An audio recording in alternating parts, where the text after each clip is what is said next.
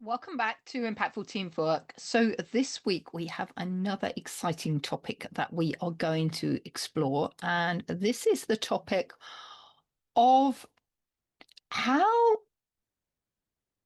leaders can really scale their business without becoming stuck as the bottleneck. Because this is a real problem that I've been seeing in businesses recently, particularly businesses that are growing and scaling.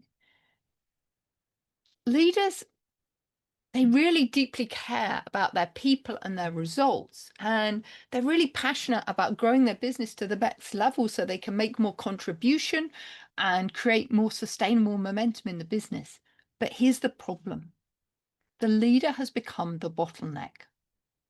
And it's not because they're bad leaders by any shape or form. And it's not because they're weak. And often it's not because they're a control freak and they want to control for control's sake. But rather, it becomes a case of along the way, they wanted to become super helpful for their team members.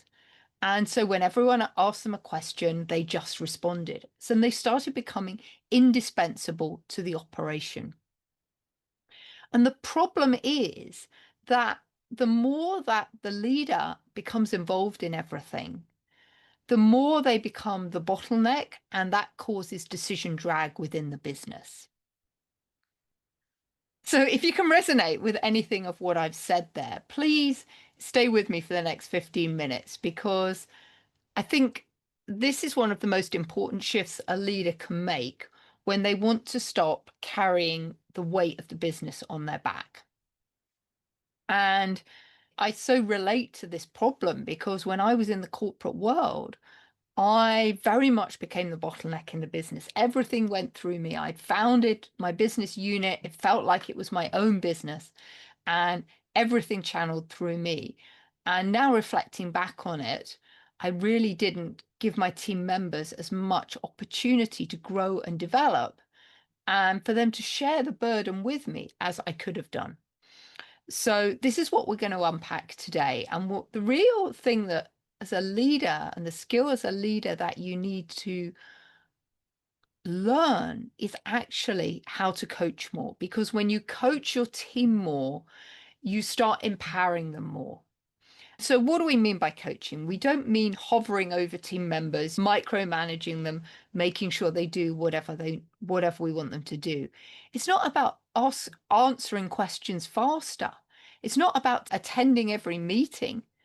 What you really need to do is think about how can you stop being the final port of call in everybody else's thinking. Because as a leader, I think that we have one responsibility. And as our leader, our responsibility is to develop our team members. And so if we keep answering everything and making every single decision, we can't develop our team. So what is this hidden cost of being what I sometimes refer to as the answer person, the bottleneck in the business who's got the answers to everything? When I've been talking to leaders a lot recently, they often don't see this as a point of burnout, at least not initially. What they kind of experience is a kind of fog and a mental clutter going on in their business. Their diary is full, but strangely, maybe you can relate to this. Work always feels unfinished. One meeting blurs into the next, and we keep having the same conversations over and over again. And these priorities swirl around, but they don't land. And this is the really dangerous bit because this often looks like leadership right from the outside because you're in demand, you're involved, you're visible, and you're busy. But underneath, something else is happening. And actually, what's happening is your presence and you actually being there has become the operating system for the business. And so what happens is your team members stop forming opinions because they know that you're going to arrive and do the hard part of the work for them. They stop making decisions and they're willing to wait for your blessing on it. They defer decision making to you. And they stop building their own powers of judgment because they keep borrowing your powers of judgment. And so what's happened now is the business is not scaling through capability, it's scaling through dependence.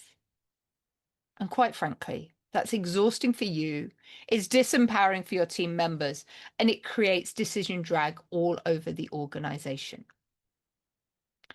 And so decision drag isn't just slow decisions. It's about how many people that decision has to pass through before it's made.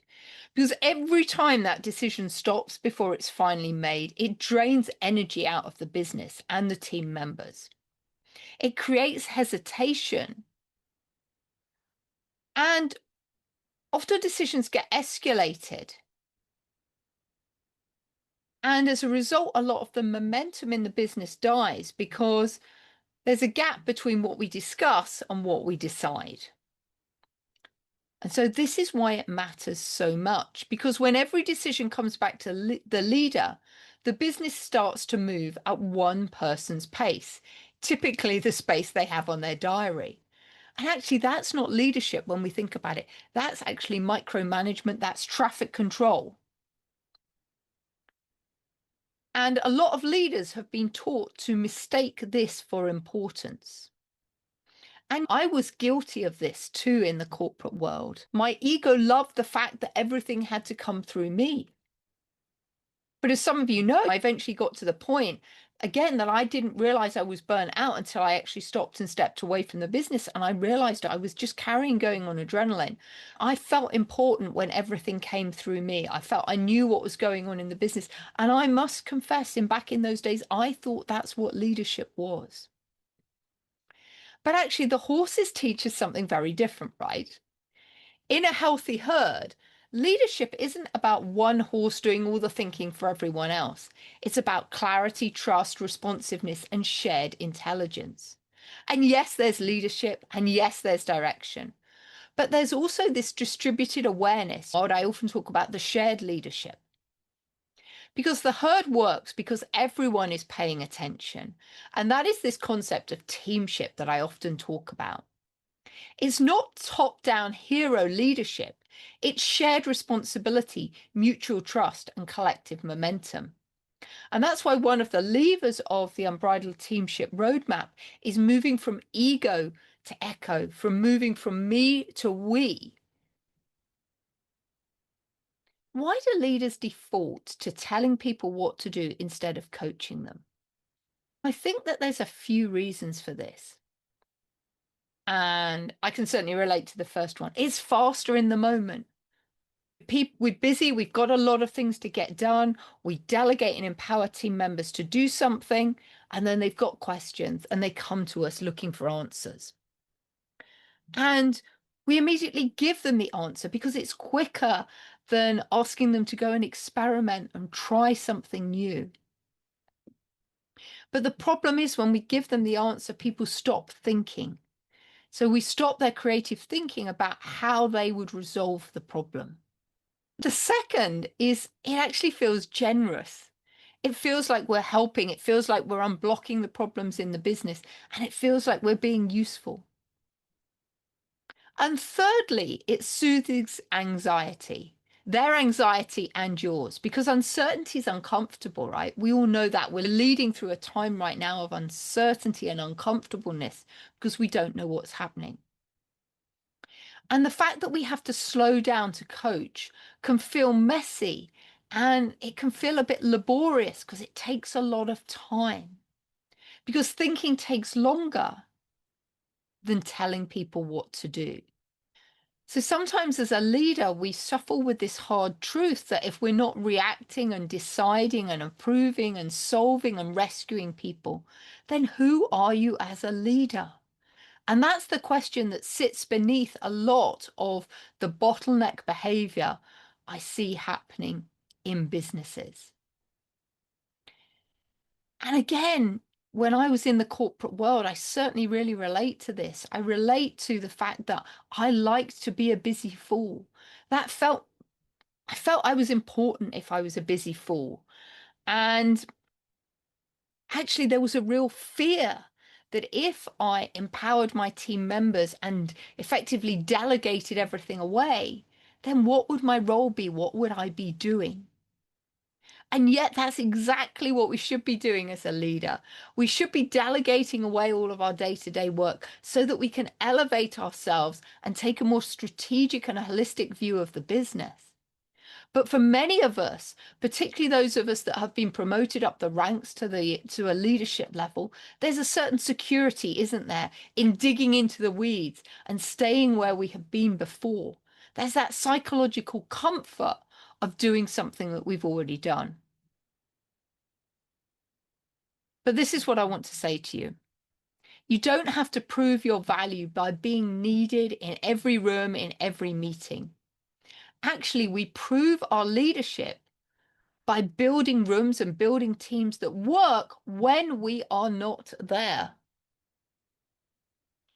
So the old model has always been about controlling, and the new model I'd like to suggest to you is about coaching. And this is one of the clearest shifts that you can make in the way that you operate. You move from control to coaching and connecting. And let's be very clear, this isn't fluffy language, this is performance language, because controlling creates compliance, whereas coaching creates capability. So let me say that again.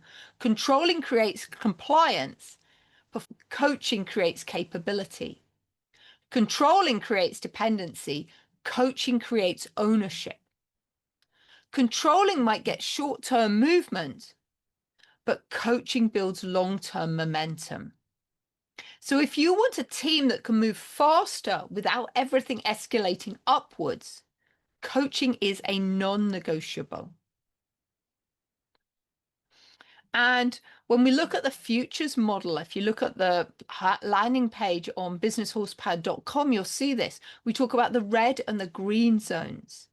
And the red zone is where, as a leader, you feel you need to take responsibility for everything and your team members can't be trusted. Whereas the truth is, if we give authority and accountability to others, it will drive greater success. Because ultimately, what we want to strive for and how we get onto the green line is we have empowered team members that love the business as much as we do and actively work to make the business successful. And that's the shift. It's the shift from I have to hold it all to I have to grow the herd. So what does coaching actually look like? So when I'm saying to you, as a leader, you need to coach more. You need to lead the way in how people think, how you help them build judgment, and help them take responsibility for the next move. So how does coaching in leadership sound? It sounds like things like, tell me what you think is really going on here. What options have you considered? Why are you leaning towards X and Y? What is stuck? What decision actually needs to be made here? What would you do if I wasn't available? And what support do you need from me? And what can you own? That is coaching. It doesn't remove accountability, it actually sharpens it. It doesn't make you passive, it makes you more intentional. And it doesn't slow the business down. It stops the business from relying on your constant intervention. So one recommendation that you might want to do is start your meetings differently and start with this question, which is really powerful. What's stuck and what needs to happen for it to move? Because this one question changes the quality of leadership conversations. It's that what's stuck and what needs to happen for it to move. Because most meetings, let's face it, are really polite theatre. People report back on activity, they prove they're awake, everyone nods, nothing really moves. But coaching-led meetings are very different. They focus on friction. They focus on decisions and ownership and in movement. And instead of saying things like, we're 60% through the analysis, you get better feedback like, we can't move until legal clarifies the retention policy. Do we wait or do we proceed based on assumption? Now we're actually moving somewhere useful. Now we can coach, now we can decide. And we can see whether the issue is a capability gap a confidence gap, a trust gap, or a genuine authority gap. And those are very different problems.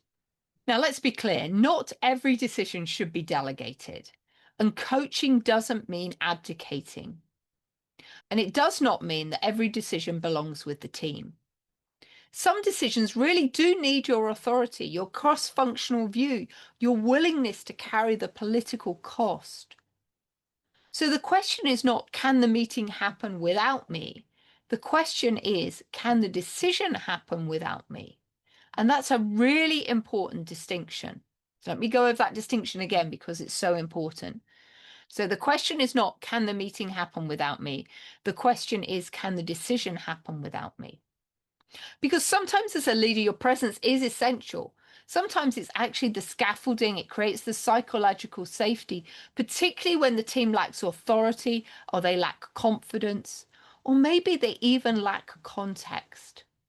And sometimes, even when the team has the authority, the confidence, and the context, they defer to you as the leader because our culture has trained them to do so. A coaching leader gets really curious before stepping in and really starts asking these questions. What exactly is stopping the team from making this decision?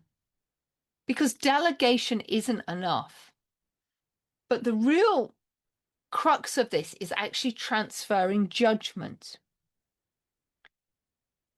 Because the fix isn't this absence, the fix is this delegation with transferred judgment. Because many leaders can delegate tasks, but they keep hold of the thinking.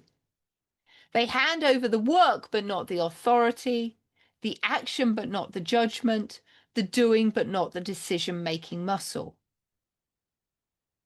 So the team executes, but still keeps coming back to you for interpretation. And that's not empowerment. That is actually something that we call supervised dependency. Because the team is depending on us in order to make the decisions for them. So what does transferred judgment sound like? It sounds more like, where is the outcome we need? Here's the context that matters. Here are the guardrails. Here are what good decisions making looks like. Now, I want you to make the call and bring it to me only if these conditions are triggered. And that's a very different energy. That says, I trust you to think, I trust you to do, and I trust that matters. Because we know that trust is the bedrock of successful teams. Because high trust environments improve collaboration, communication, and performance. And I know from my own experience, I actually really learned this the hard way. And this shows a little bit of my age, because when I first started my role in the corporate world, it was the days when mobile phones were just coming. My boss was going on vacation. She went on a ski vacation out to, I believe it was Austria. And the only way I could get in contact with her was with a fax.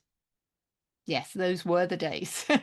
And I remember we had an item book. We did research, as many in the hotel sector, and I had a publication from Wales Trends actually at the printers, and there was a big problem with it. And the thing was, I couldn't actually get hold of her. So I had to make a decision, and I had to trust my own judgment that I would make the right decision, because I actually hadn't been in the role that long when this happened. But I think it was probably a great experience for me, because it's always given me the confidence to make the decisions that need to be made when they're made. I don't defer to other people. I just make the decision that feels like it's the right decision in the moment. And to be honest, 9 times out of 10, I get it right. Sometimes I don't. But I do make a decision and things move forward. And what I really noticed today is that because leaders are so available, they're always at the end of a phone, that more junior team members keep deferring to them, to the boss, to the leader, because they don't want to make decisions. But actually, it's too easy for them to pass the decision to somebody else. So maybe what we need to do is take away the mobile phones from our junior team members, or be unavailable so we can't make those decisions for them. because that's the way I learned to do it.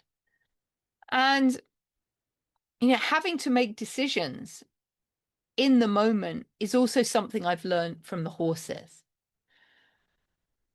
And the other thing I've learned from the horses is they don't care about the hierarchy. They don't care about a job title, and they don't care about how important I think I am.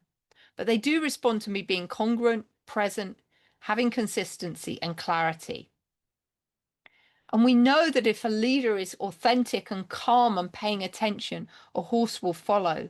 But if the leader is distractive and performative and internally scrambled, the horse will tell the truth very quickly. And our teams aren't that different. Humans also read energy. They read whether you trust them. They read whether the words and the actions line up. And they read whether you're leading from fear or from steadiness. And coaching only works when trust is present, because without trust, coaching feels like interrogation. And with trust, coaching feels like development. So what are some of the practical signs that you might have become the bottleneck in your business? Let's make this really practical. The first thing is your teams ask you questions they could answer themselves. Meetings pause until you join them. People bring you problems without recommendations. Decisions are reinvented because nobody feels safe owning them. You leave meetings wondering, why were you there? You get copied into everything just in case because people don't want to make decisions. You start feeling indispensable, but you're also deeply tired. Your business is busy, but you're clearly not moving. And if this happens, please hear me. And I'm saying this with compassion. You haven't failed. It just means that your leadership architecture needs redesigning. So what are 3 leadership shifts that you can make this week? The first is when somebody comes to you looking for an answer, replace that with asking better questions. So don't answer first, ask a question, ask a coaching question. What do you think? What are the options? What would you recommend? And as I said, this will feel slower initially, but this is how you build up your team members to have a thinking mindset instead of coming to you for approval. You might also want to audit one recurring meeting that you do. Think about one meeting that you go to where your presence rarely changes the outcome. Step back or change your role. And instead of leading that meeting, ask what's stuck, what decision needs making, who owns the next move, and see what happens. And you might discover you've got a capability gap, a facilitation gap, or maybe you can discover that your team members can do way more than you've allowed them to do in the past. And thirdly, I encourage you to coach for judgment, not just for completion. So next time you delegate, don't stop the task, but share the reasoning, explain the trade-off, name the signals that matter, and clarify when the team should decide and when they should escalate. So put together those guardrails for them. And this is how you transfer judgment, and this is how decision velocity grows within the business. This is how you stop decisions dragging and how you create better leadership habits. Because you need more trust, you need more coaching, you need more clarity, and you need more shared ownership in the business, shared leadership. You need a team that doesn't just wait to be told. You need a team that knows how to think, respond, and move. And that's what teamship is all about. It's not leadership as control, it's leadership as connection, presence, and partnership. And yes, there will be moments when you still need to decide. Of course there will be. But that should be because the decision belongs to you, not because the culture forgot how to think without you. So as we bring this to a close, let me leave you with this. If your team always needs you, that might feel flattering, but it's not freedom. It actually creates friction. And if every decision has to travel through you, your business will only ever move as fast as your availability. So the real question isn't, how do I get better at answering everything? It's, How do I become the kind of leader who grows more leaders? Because the future doesn't belong to leaders with the fullest diary. It belongs to the leader who can create trust, coach judgment, and build a team that moves without waiting.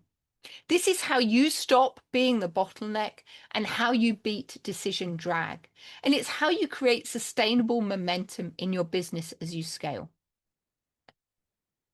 So, if this episode today's hit a nerve and you know your team is too dependent on you, then this is exactly the kind of work I help leaders and teams do. Through the Unbridled Teamship Roadmap, I help build more trust, unlock greater contribution, and help teams become more adaptable so the business can move with less friction and more momentum. And if you want to explore where the biggest bottlenecks and decision drags are coming from, the next step is to take the Turbocharge Your Team audit, which you can find at businesshorsepower.com/quiz. Because your business doesn't need more heroic rescuing from you. It actually needs a healthier team and a healthier herd. So until next week, bye-bye.